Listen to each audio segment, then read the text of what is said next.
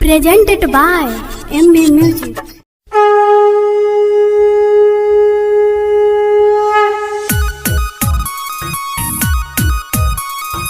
Music by Ritik Rip.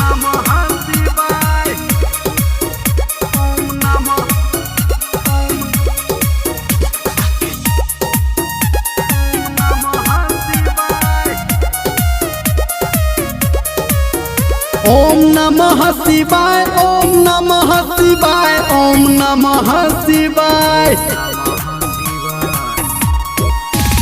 ओम नमः शिवाय ओम नमः शिवाय ओम नमः शिवाय करू भोला जी के जाप सब घट जत पाप भोला रहत हरदम अहाँ पे सहाय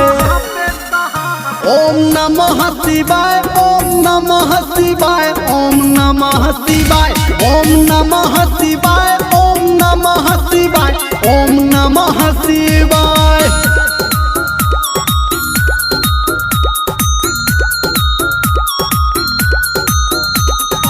DJ Kranti.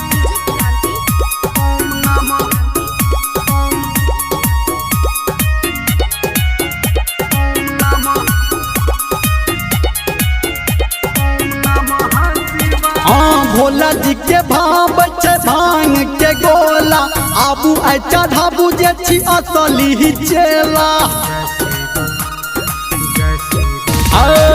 भोला जी के भाव छै भांग के गोला आबू आई चढ़ाबू जे छी असली ही चेला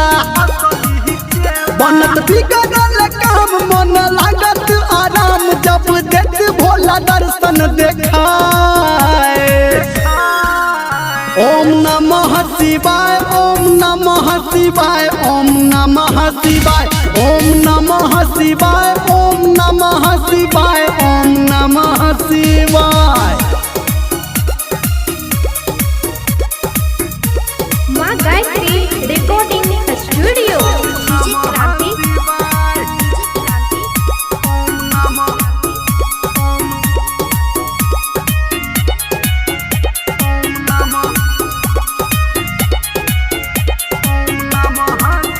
हाँ भोला जी के महिमा दुनिया जनई छै रहा जहाँ रंग सब बाबा के मनई छै